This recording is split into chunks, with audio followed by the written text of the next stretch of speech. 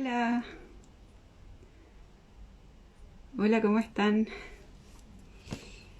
Bienvenidas, bienvenidos a el live que tenemos preparado para hoy. ¿Se escucha bien? Hoy día queremos conversar sobre ecofeminismo. Estamos en el mes de las mujeres. La semana pasada no quisimos hacer un live porque, bueno, había muchas actividades, así que lo postergamos para hoy día. Tenemos a una súper invitada. Ella es Cristina Valenzuela, es psicóloga clínica y comunitaria, es activista e investigadora en derechos sexuales y reproductivos de la ONG Matria Fecunda y la vamos a invitar ahora a participar.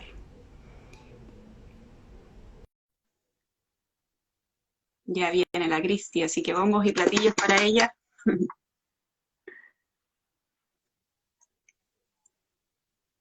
Hola, Hola, ¿cómo estás, Carola? bien, ¿Se ¿y ve tú, bien? Cristi? ¿Cómo estás? Bien, súper bien. Estoy como me veo como iluminada en este lugar. Pero bueno, es parte como de la casa. Bueno, estoy aquí en la casa de Matria con nuestro logo atrás, el pendón. Así que bueno, agradecida de esta invitación. Y bueno, también bien como impactada por nuestra vida, ¿no? Cómo estamos viviendo la vida, qué nos está pasando con la pandemia.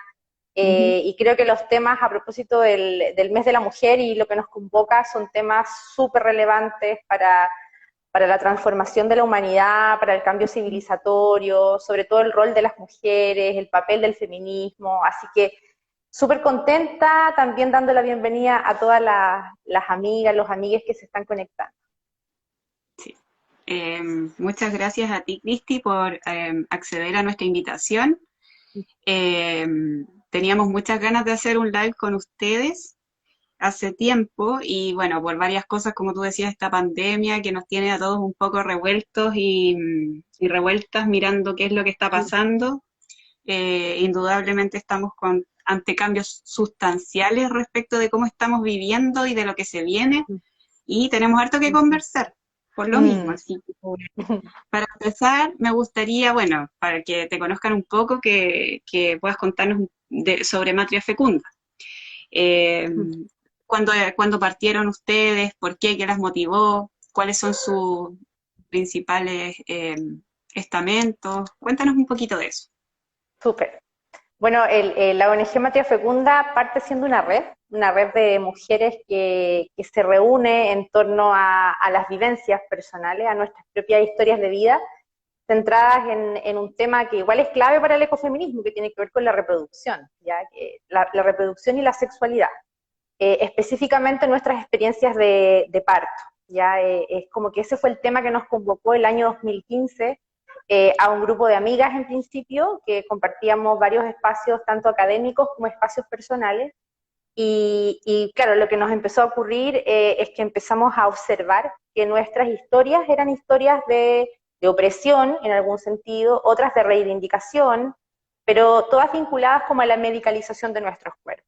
Ya es como cómo nuestros cuerpos se sometieron también a una forma de trato con el sistema de salud y cómo esas experiencias de medicalización también determinaron una conciencia, ¿no? Como una conciencia crítica sobre nuestros cuerpos, sobre nuestros hijos, sobre la maternidad. Y desde ese momento comenzamos también a unir, digamos, como que se empezaron a unir otras voluntades, otras mujeres de distintas disciplinas, de distintos intereses, de distintos saberes. Y hoy día, bueno, conformamos una ONG de 14 socias, entre las que, bueno, figuran personas de, como te comentaba, de distintos intereses, vocaciones, valores, y somos una colectiva, en verdad, que bajo la figura corporación, funcionamos bajo una figura de corporación, pero tenemos como una naturaleza muy asamblearia, ¿no? Como que tenemos igual un directorio, pero sin embargo igual funcionamos de una manera bastante horizontal en términos de nuestras prácticas, nuestros cuidados, nuestros valores internos. Así que esas somos nosotras, ya somos 14 mujeres de la región del Maule y haciendo activismo en distintos derechos sexuales y reproductivos. Ya los derechos sexuales y reproductivos son varios, nuestra constitución todavía no los consagra como principios ya como garantías, pero casi todas nosotras trabajamos alguno de esos derechos y nos ponemos como un poquito más, nos abanderizamos con alguno de esos derechos. Ya esa es como Ujú. nuestra consigna principal. Súper. Cristi, ustedes son una ONG que está articulada solo por mujeres que son madres o también tienen otras socias que van por la no maternidad. Ah, sí, sí, mira, no.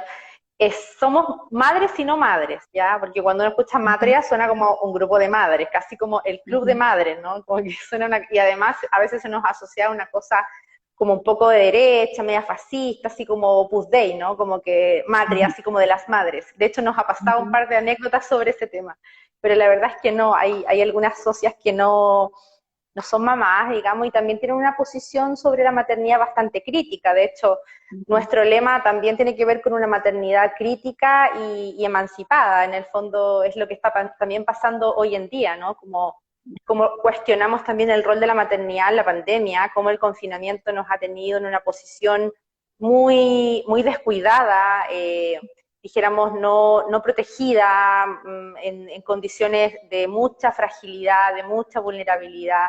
Así que no, hay también mujeres que no son madres y también reivindican su derecho a no serlo, ya como el derecho a la no maternidad. ujú.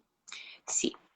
Em, Nosotras, bueno, queríamos enfocar un poco esta conversación hacia el ecofeminismo.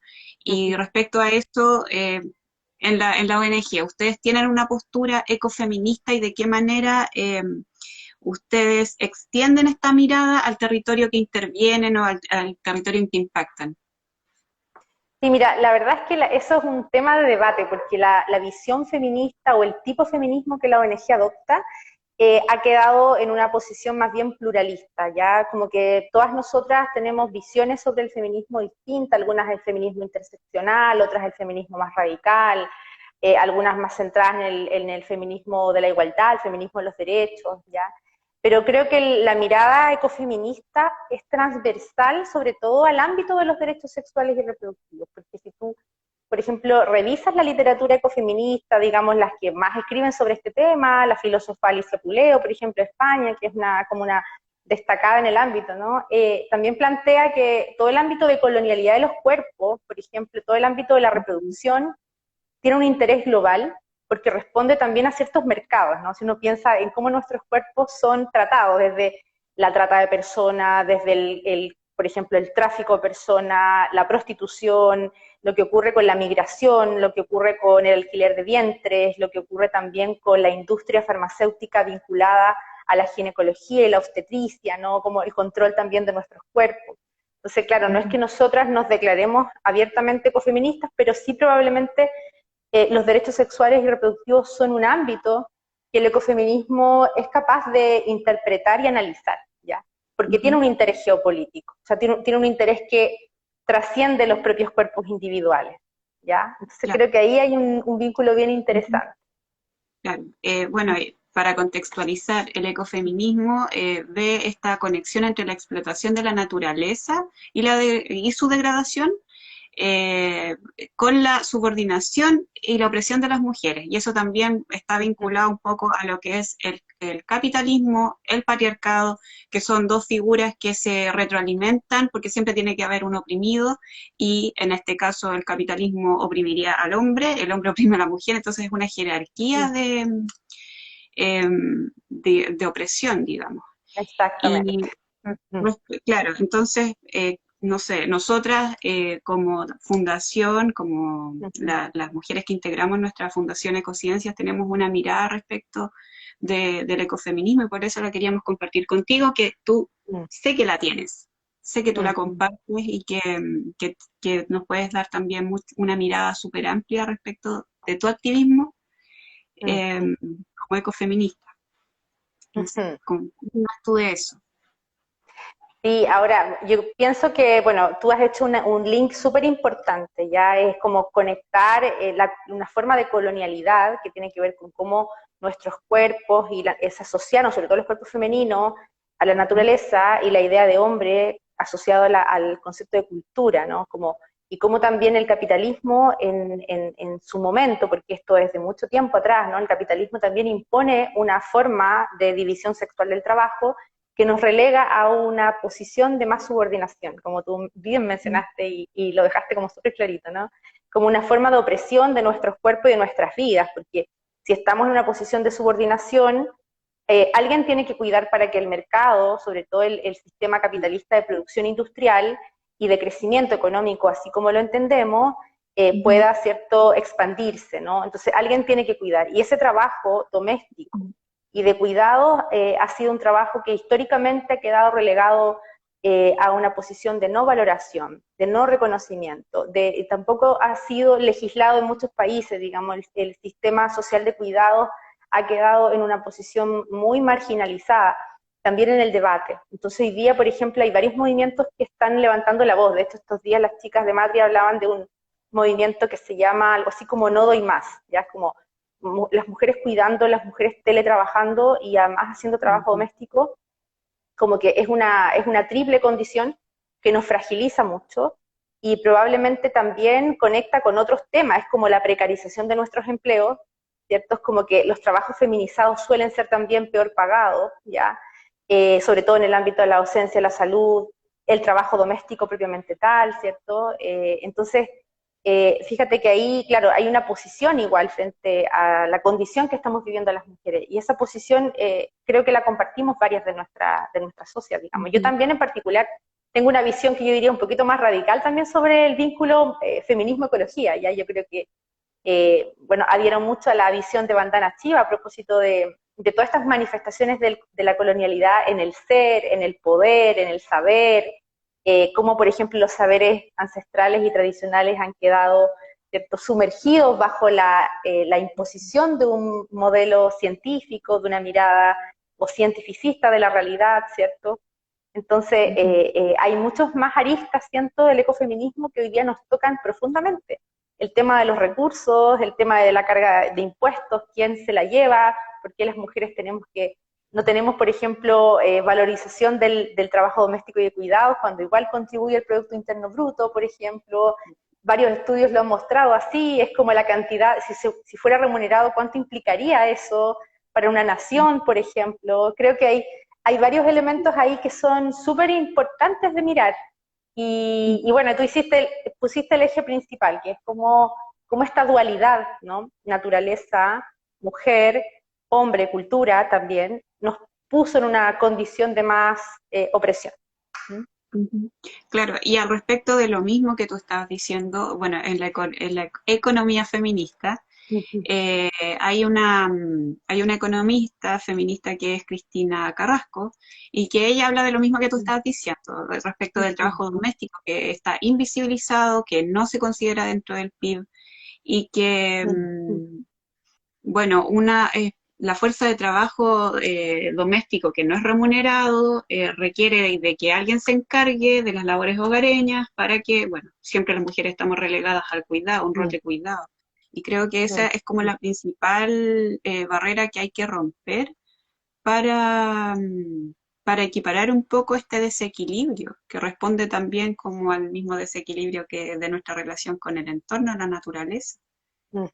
Justamente, sí, yo creo que ese apunte que das de Cristina Carrasco es súper importante, porque parte como de las apuestas de las economías feministas, además de como volver más solidaria la economía, ¿no? Como con valores más femeninos en ese sentido, es como reivindicar el trabajo de cuidados y doméstico, pero no en línea. Fíjate que ahí hay una paradoja, ¿no? No es como lo que uno pensaría, que es como que todos hagamos menos trabajo doméstico, que las mujeres reduzcamos nuestra cantidad de trabajo doméstico y de cuidados, y que los hombres por su parte hagan más, sino que lo que busca también, además de la redistribución en términos de tiempo, es que lo revaloricemos, y que eso implicaría también una nueva relación con el tiempo, una nueva relación con el ritmo de la vida, que es más orgánico, ¿no?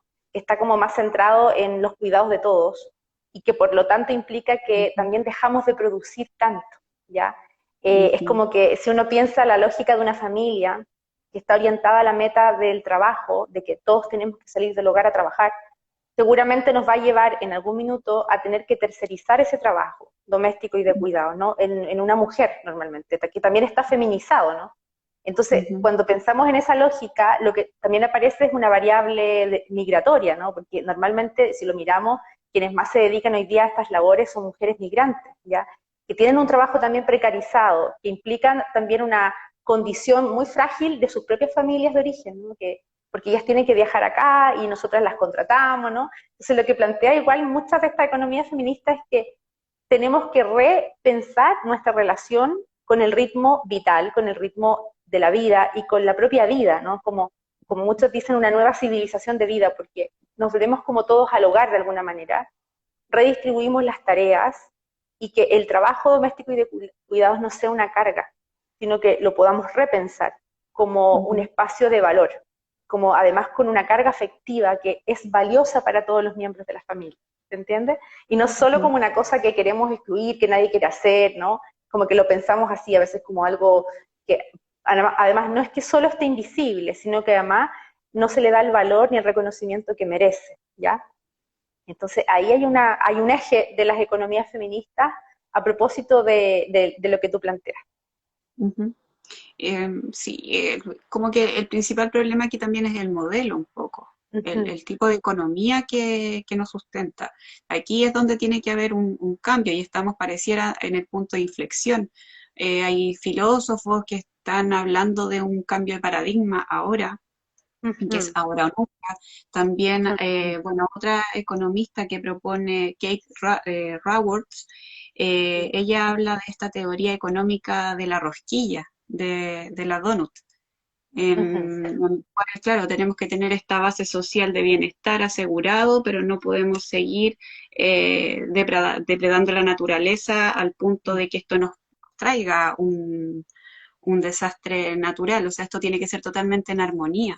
Si uh -huh, tuviésemos este tipo de acción, probablemente nuestras relaciones también jerárquicas de género serían un poco más amigables o uh -huh. equitativas. Sí, así es. ¿Qué piensas tú al respecto de eso? O sea, Mm. ¿qué es lo que debe cambiar? Cómo lo interpretas esto que está pasando ahora, Uh precisamente? -huh. La pandemia. Mira, esto como Acción que de- tú planteas como el modelo que tiene una base social de cuidado y bienestar, se tiene que sustentar porque se tiene que pagar, ¿no? Como que uno dice, alguien lo tiene que costear.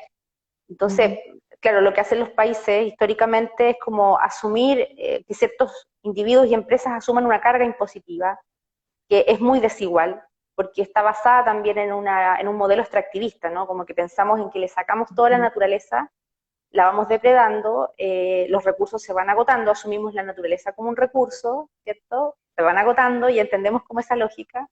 Y claro, lo que ocurre es que esa base se tiene que asegurar de alguna manera. Y eso implica como repensar las prioridades de las políticas públicas, es decir, quiénes son los sujetos de la acción o del bienestar, ujú, hacia dónde orientamos el desarrollo. ¿Ya? Es como algunos economistas hablan del concepto de buen vivir, ya no solo como en lógica ¿cierto? Étnica, ¿no? No solamente como un concepto proveniente de los pueblos indígenas, sino que también como una mirada económica de buen vivir, porque implica repriorizar o refocalizar en políticas de cuidado y que por tanto hay grupos que derechamente no van a aportar esa carga de impuestos, hay grupos que vamos a tener que cuidar con más dedicación, probablemente invertir mucho más en salud mental, en espacios recreativos, en espacios de esparcimiento y de ocio, repensar incluso las políticas de ocio, ¿no? Para los niños, repensar las políticas de infancia. Yo siento que es como una reingeniería del modelo, porque si uno pone en el claro, centro los cuidados, ¿cierto? Si uno pone en el centro los cuidados, como no solo pensar en lo que sobra, ¿no? Como que ni siquiera hoy día tiene un espacio en una política pública de verdad, porque hablamos de un Ministerio de la Mujer y la Equidad de Género, pero no tenemos una política pública de cuidado, ¿no? O de conciliación ujú, trabajo-familia. Entonces, eso implica como una reingeniería de las políticas públicas, por una parte, pero tú también dijiste otra cosa que es súper importante, que es que también se transforman nuestras relaciones, porque tenemos que pensar un nuevo modelo de sociedad, ¿ya? ujú, Donde el eje no está en el trabajo remunerado, ¿se entiende? Y eso probablemente implica nuevas prácticas comunitarias, nuevas prácticas de economía solidaria, ¿cierto? Nuevas prácticas, incluso si uno piensa estilos de vida que no están centrados solo en el consumo o en la Exacto. elección de determinados bienes, ¿no? Bienes del mercado. Y eso también, fíjate que si yo consumo menos como ciudadano o ciudadana, también voy a generar un impacto sobre otras áreas de la economía, ¿no? Sobre la ciencia y la tecnología, por ejemplo, si yo consumo menos ciencia y tecnología, o menos tecnologías así como las pensamos hoy, ¿no? Como que Ujú. son, que duran un tiempo, que luego tienen la obsolescencia programada, ¿no?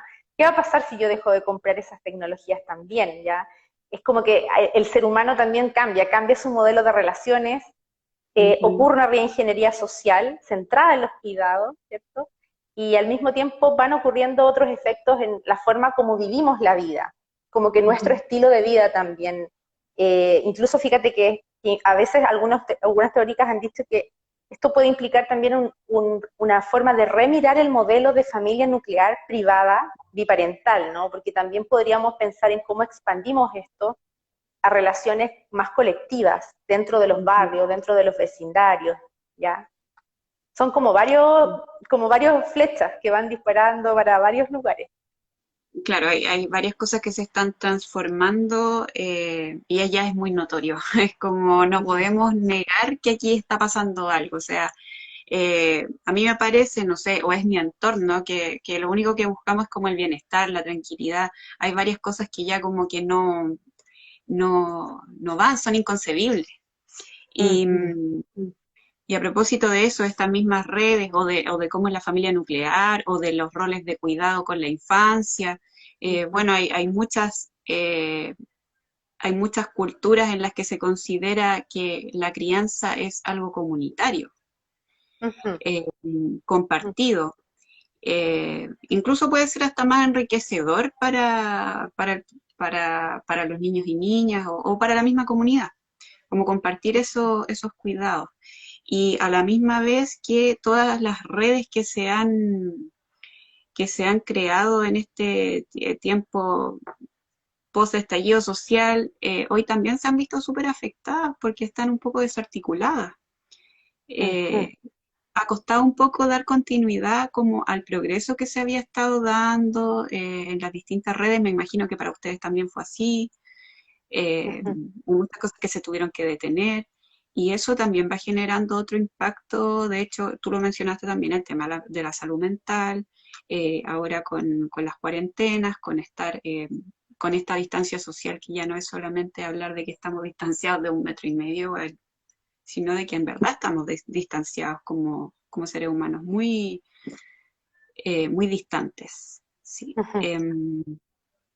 Y eso todo va teniendo un impacto pues, en esta remirada de la realidad o de cómo vamos a vivir en los próximos años. Ujú, Probablemente tiene que haber un cambio y lo estamos viendo. mm. Ujú. Así es. Sí.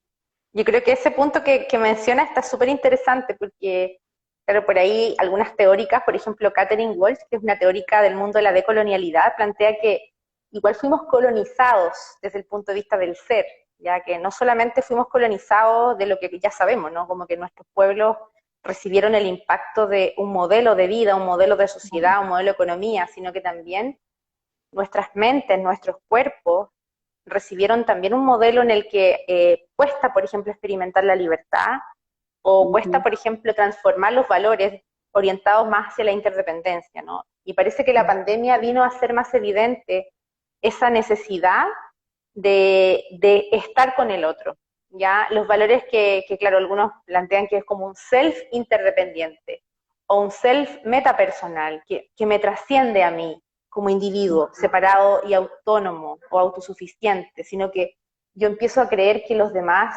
forman parte de mí y que somos como una Ujú. totalidad viviente, ¿no? Como que lo comunitario, lo colectivo, lo tribal en ese sentido, es algo que me trasciende como ser humano.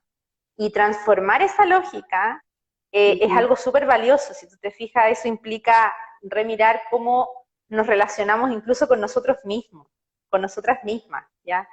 ¿Qué forma de diálogo tenemos con nosotras mismas? ¿Cómo nos relacionamos con la otra, con el otro?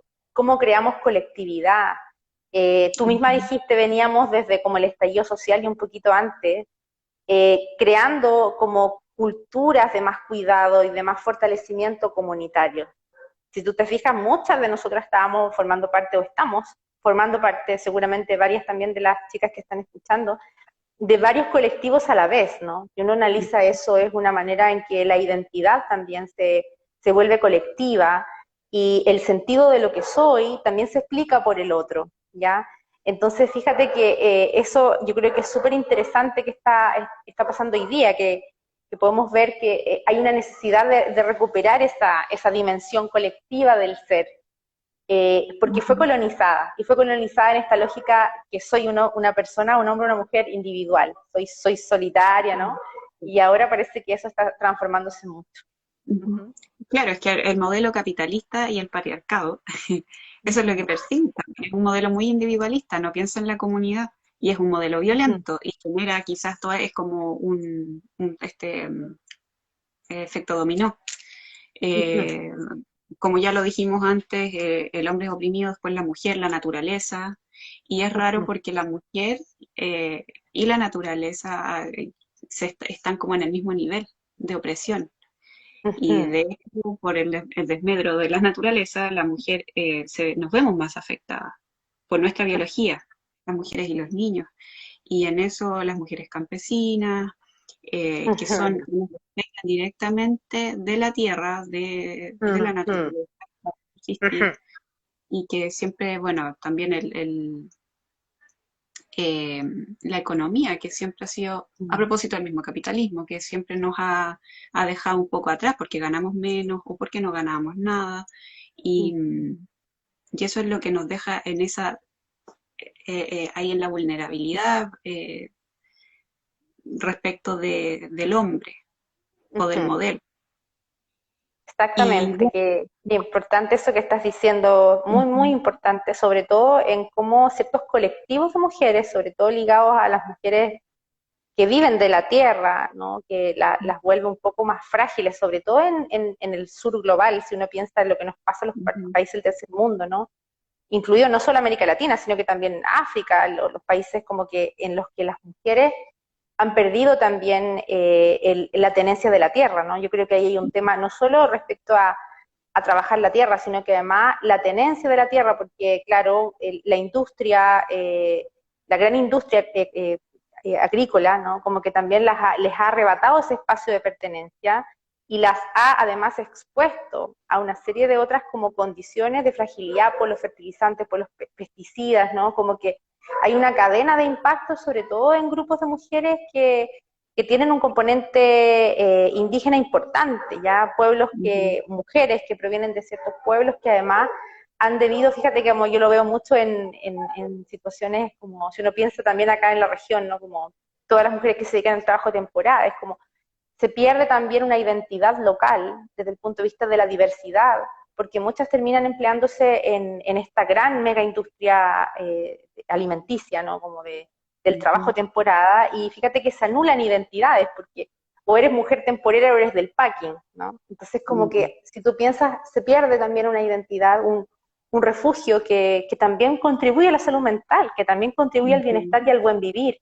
Ya como que todas estas prácticas tradicionales también de cultivo de la tierra se van perdiendo y se van reemplazando por estas otras. Entonces, eso también es un impacto súper fuerte, si uno lo piensa más allá del impacto en la economía propiamente tal, sino que también en las identidades locales de esos grupos de mujeres. sí, y como mujeres latinoamericanas estamos muy expuestas en esta región, hablando de la totalidad de Latinoamérica, como respecto de la lucha por reivindicar nuestros derechos y estamos mucho más atrasadas probablemente que lo que son las mujeres eh, de Europa. ¿Y qué es lo que nos queda por hacer? En qué tenemos que seguir trabajando? ¿Cómo nos podemos fortalecer respecto de la información que necesitamos manejar para continuar en este camino de la reivindicación?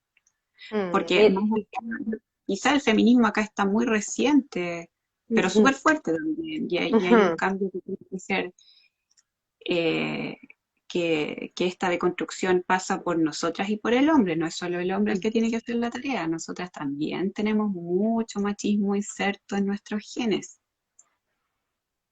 Mm. Ya, Ahora, fíjate que ahí mencionaste varias cosas que como que las pongo como en perspectiva, ¿no? Por ejemplo, Ujú. lo que ocurre cuando uno compara un poco la realidad de las mujeres latinoamericanas con las del norte global, ¿no? Si uno piensa mujeres canadienses, mujeres estadounidenses o europeas, ¿no? Es como que ellas han logrado una cuestión clave que es el control de su natalidad, ¿ya? Es como que el control, como el control de la propia reproducción con conciencia, uno podría decir, cuestionar o no si apoyado una gran industria también de manejo de la fertilidad, ¿no? Pero pongámoslo que sí, que apoyás de esa industria finalmente, ¿ya? Pero el control sobre la propia natalidad es una cuestión clave, o sea, si nosotras no tenemos educación sexual, si no se reivindican nuestros derechos sexuales y reproductivos a elegir cuántos hijos tener, en qué condiciones tenerlos. Si pensamos Claro. incluso en mujeres como todavía hay prácticas en las que las niñas son casadas, ¿no? Uno dice mucho menos que antes, pero donde no pueden elegir un proyecto de vida libre, donde seguramente su único destino de proyecto vital es tener que cuidar una casa, cuidar niños, dedicarse al trabajo reproductivo preferentemente, Ujú. va a ser muy difícil que podamos dar un salto desde la autonomía, ¿no? Desde la autonomía de las mujeres y también desde la reivindicación de derechos, para crear como Ujú. sociedades más libres, más igualitarias. ¿Ya? Yo creo que eso es una cuestión que conecta también ecología, porque uno se piensa en la Sí, sobrepoblación del mundo, ¿de dónde viene la sobrepoblación? Preferentemente del sur global, ¿cierto? Uno piensa, ¿de dónde? De África, de América Latina, ¿ya? Entonces, hay un aspecto. Y lo otro que tú mencionas, claro, tú dices el machismo, pero fíjate que la transformación que plantea el feminismo no es solamente una transformación de la mentalidad o de los estereotipos de género de hombres y mujeres, tiene que ver también con un modelo de relaciones, ya con una representación de género, que es lo que se supone que está permitido para un género y para otro. Si uno piensa en perspectivas más radicales, de feminismo más radical, también una transformación de la lógica de género propiamente tal, ¿no? De una visión dual, de una visión binaria de nuestro orden social, ¿no? Como que cómo ujú. lo pensamos, cómo lo estamos pensando este orden social y qué ventanas se nos abren cuando nosotros, por ejemplo, pensamos que ese orden social ya no va más, ¿no? En esta lógica mujeres cuidadoras y hombres proveedores o mujeres pasivas y hombres activos, ¿no? Entonces, eso también es algo que se tiene que cambiar, fíjate que en nuestras prácticas cotidianas, ¿ya? Yo creo que eso está ocurriendo mucho y yo me siento súper contenta al mirar no solamente en las calles, en las marchas o en los espacios de los colectivos políticos, sino que también lo veo mucho en mis pacientes, ya en las mujeres que acompaño en clínica, cómo, por ejemplo, están tomando una posición de más autonomía desde el valor de la libertad y de la emancipación. ¿Ya? No solamente una lucha contra los hombres, fíjate que el modelo que plantea el feminismo es una teoría social finalmente que quiere transformar también el modelo en el que nos asentamos, ¿no? Un modelo capitalista y patriarcal, ¿ya? Y que nos involucra a todos, nos involucra a hombres y Ujú. a mujeres, y también un sistema de gobierno, una manera de saber, un sistema Ujú. científico, ¿no? Una forma de pensar. Entonces, son como varios los impactos, creo yo. ¿Mm? Sí, claro, como de alguna manera yo siento personal, esta es una opinión Ujú. personal, que Sí, por supuesto. sí, que estamos un poco dispuestos como propiedad privada, o sea, la mujer como una Mm, propiedad privada, el hombre mm, también, y todo mm, está forjado desde la posesión, eh, y no desde las libertades. mm, mm. Eh, entonces, claro, o sea, en este mismo modelo en el que hemos vivido ya demasiado tiempo y que pareciera que ahora está viendo su final, ojalá, no lo sé, pero Mm. eso es lo que juntan los Tenemos, pensadores, tenemos los filósofos, esperanza. de que estamos ante un cambio de paradigma y que de Mm, aquí, o si no cambia esta cuestión, probablemente se va a venir algo peor, mm, dice la Biblia. mm. Em, entonces, eh, claro, o sea, este modelo le ha hecho tanto daño al hombre como a la mujer. Mm, mm. El hombre también está muy dañado por este Así modelo. Es un es, modelo muy muchísimo, violento. Es muy violento. muchísimo. Muy Entonces, extremadamente violento. Mm, sí, muy violento. Por eso estamos así, con una salud mental tan precaria, bueno, que tampoco es prioridad, pues si la cosa es producir solamente y lo demás da lo mismo, o sea, y esa es la disposición de la naturaleza también. Es parte más, una parte más de este territorio que nos pertenece y que hacemos lo que queremos con él, la mujer después y así. Ujú. Ujú. Sí, que bueno lo que has planteado ahora último, que también, ¿no? Como que el impacto sobre la masculinidad es muy fuerte, ¿no? Como que el Ujú. feminismo igual siento que da una oportunidad de liberación y, bueno, de emancipación también para los hombres, desde replantearse también la relación con el poder, la relación también con el dominio y con la dominación, ¿no? No solamente el dominio de territorios y cuerpos, sino que también la dominación de sí mismo, ¿no? Cómo me relaciono con mi propio cuerpo y con mis propias emociones. Fíjate que, claro, Ujú. uno piensa qué pasa en el mundo con las patologías que más afectan a los hombres, uno piensa en términos de salud mental o lo miramos en función de la precarización del trabajo, y fíjate cómo la asociación entre nivel de trabajo indecente, como llama la OIT, Mm. ¿cierto? El trabajo indecente que viven los hombres, cómo correlaciona con adicciones, por ejemplo, y con violencia, ¿no? Aquellos países que tienen peores indicadores sobre trabajo precarizado, masculino, y cómo eso está asociado a una serie como de conductas, ¿no? De violencia, de agresión, de adicción también. Si lo miramos así, es como lo que hay detrás de esos sufrimientos, ¿cierto? Como que hay Mm. sufrimiento humano, hay sufrimiento, hay dolor y hay sufrimiento masculino. Y claro, si uno lo analiza en perspectiva, es como que todos podamos tener la oportunidad de sentir felicidad y ser libres, ¿no? Como que, porque claro, este sistema capitalista también nos oprime a todos, algunos Ujú. en mayor y menor condición. Lo que hace la diferencia seguramente es que la posición histórica de la ventaja del privilegio masculino de estar en esta posición, ¿cierto? Como de superioridad, de dominio, también le ha dado, dijéramos, cierta protección, ¿no? Como que ha podido Mm. gozar de ese beneficio. En distintas relaciones, en relaciones de trabajo, en relaciones de la familia, ¿no? Con los pares. Pero si uno lo mira así, en perspectiva, eso no se sostiene por ninguna parte, ¿ya? Como que tampoco está permitida la vulnerabilidad para los hombres, ¿no? Como que, y eso es muy marcador para sus propias trayectorias de vida. ¿M? Es muy ficticio, es como, no es real, o sea, también hay que reivindicar un poco las emociones de los de hombres y mujeres, ¿no? Eh, se me fue la idea de algo de lo que te quería decir. Pero está muy buena la conversación, por eso, como que fluyen las Sí, ideas. sí, Sí, me vais ahí diciendo. agárrala, Sí. que no se vaya.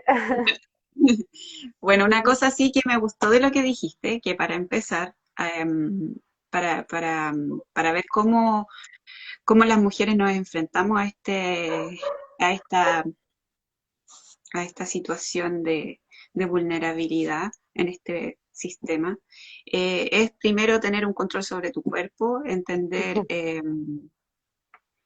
que nuestra labor no es únicamente reproductiva. Eh, Eso sí me parece súper relevante de entender y por lo tanto, bueno, tiene que cumplirse una serie de acciones para que esto se lleve a conciencia, que es una educación sexual de calidad, cosa que no existe en este país.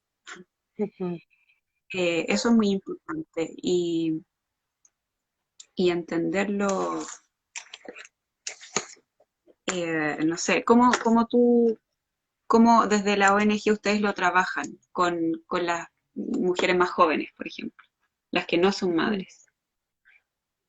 Es como, yo creo que podría como situarlo quizás en los motivos de consulta que atendemos en el centro de acompañamiento terapéutico. Yo creo que ahí hemos hecho ya un trabajo como de educación, yo creo, como desde la promoción y prevención, y también desde el camino comunitario, porque tenemos en el centro de Matria que la ONG dispone de un centro terapéutico y ahí hay tres áreas, ¿no?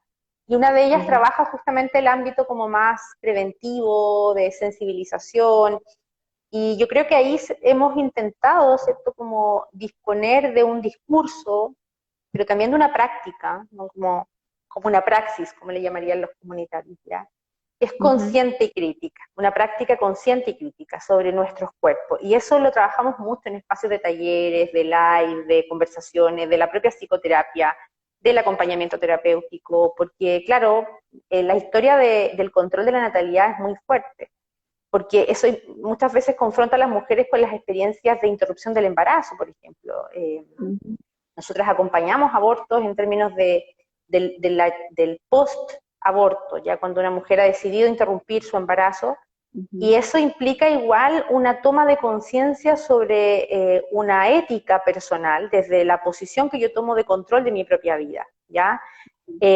Exento de cualquier dogma o creencias más moralistas, ¿no? Como que asumimos que las mujeres tenemos derechos humanos y uno de esos derechos humanos es el derecho a elegir libremente mi autonomía reproductiva, cuándo quiero ser mamá, cómo quiero ser mamá, cuántos hijos quiero tener, si es que los quiero tener o no. Y fíjate que lo que yo siento que en nuestro trabajo crea una sensación yo creo que es como de libertad, pero también de tranquilidad en muchas mujeres, es sentir que ahora esta posición ante la vida es cada vez más común.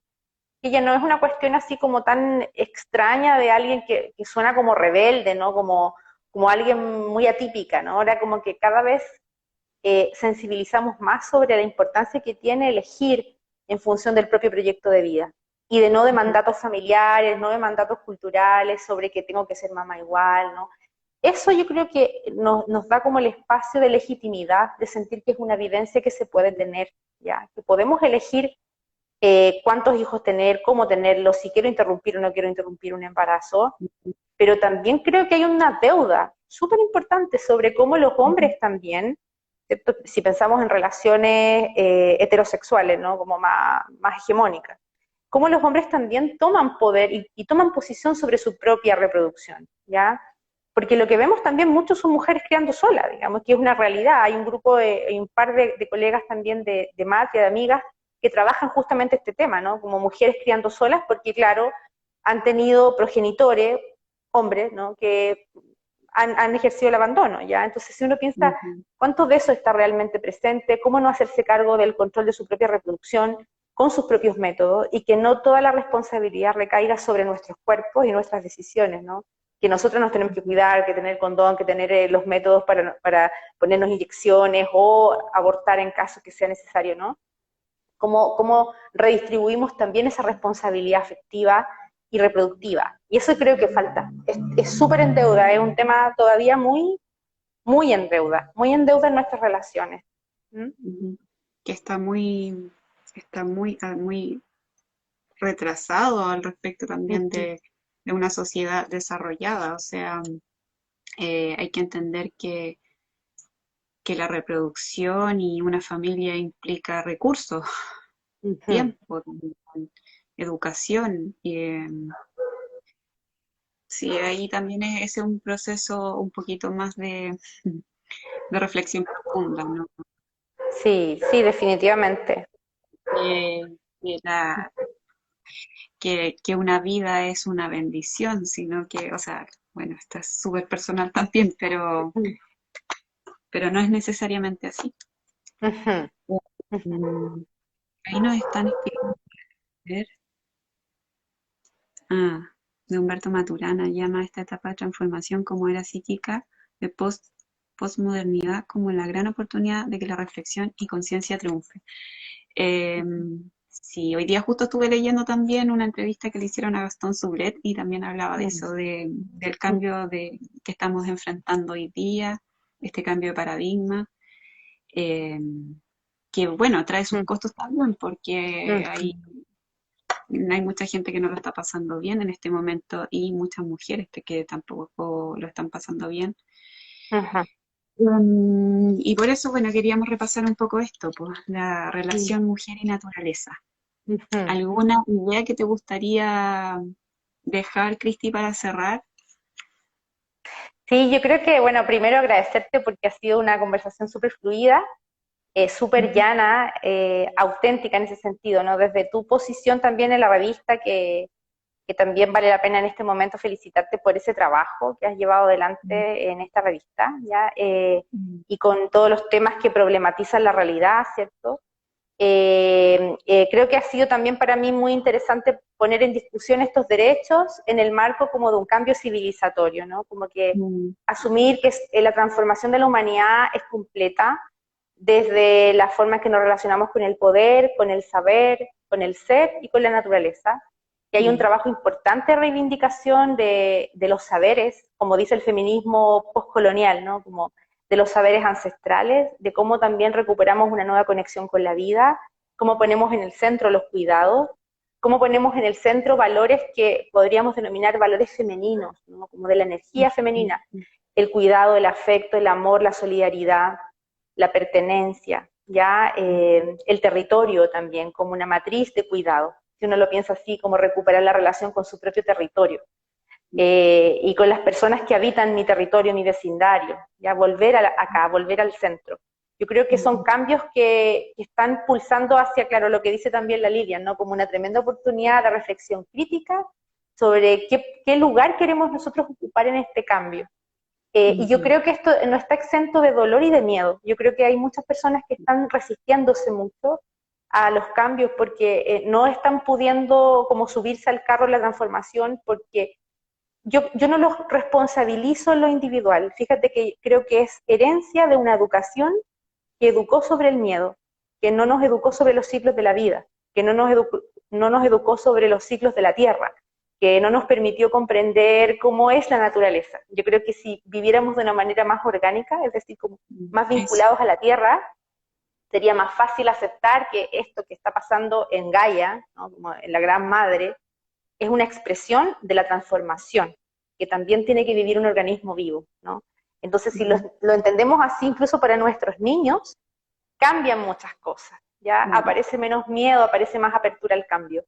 Y también aparecen otras experiencias más espirituales, experiencias de cuidado colectivo de la tierra, de afecto y de amor como refugio, ¿no?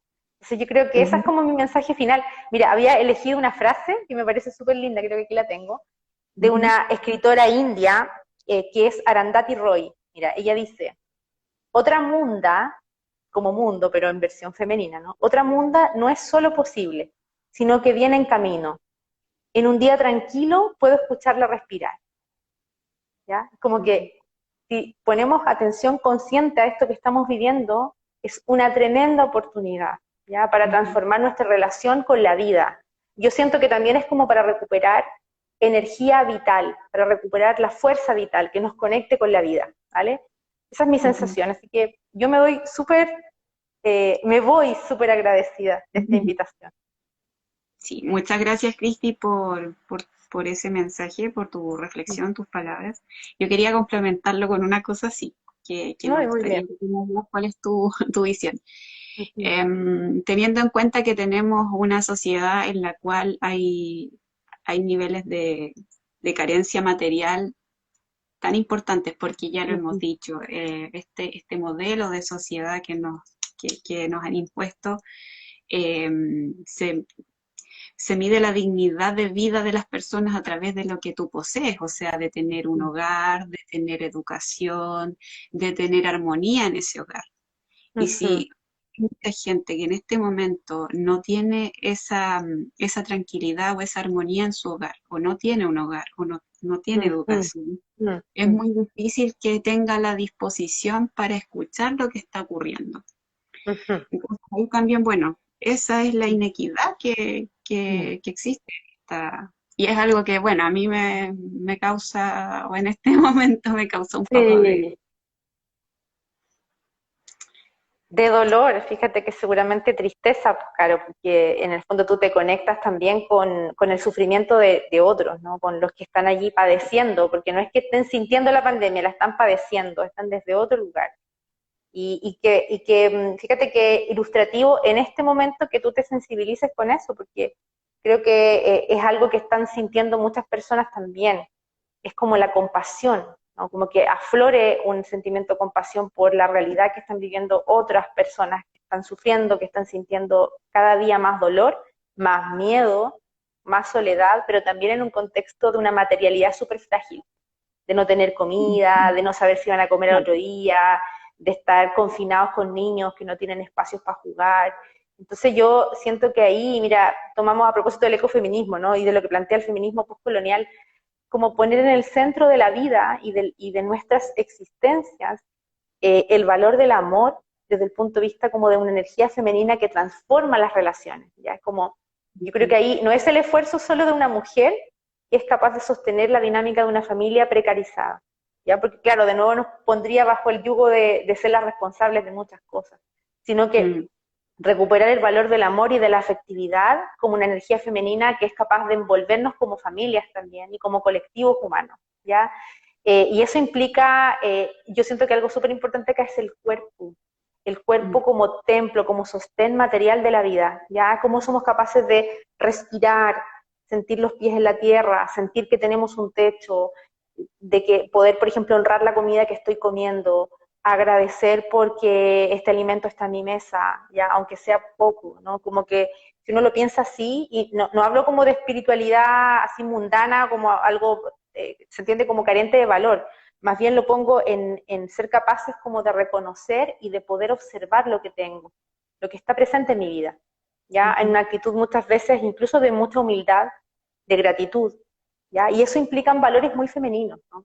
ujú, Receptivos a la vida, es como que me abro a la vida y veo que igual, si bien estamos súper confinados y apretados en una casa, tenemos un techo, tenemos camitas, ¿no? Están los niños durmiendo.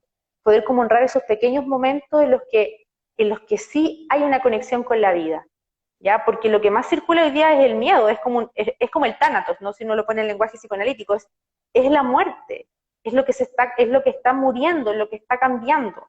Y claro, si lo queremos mirar en esta otra perspectiva, ser capaces de mirar el mundo en un valor, que es el valor del amor y del cuidado. Yo creo que ahí hay dos claves súper importantes para todos los que estén sufriendo y padeciendo la pandemia.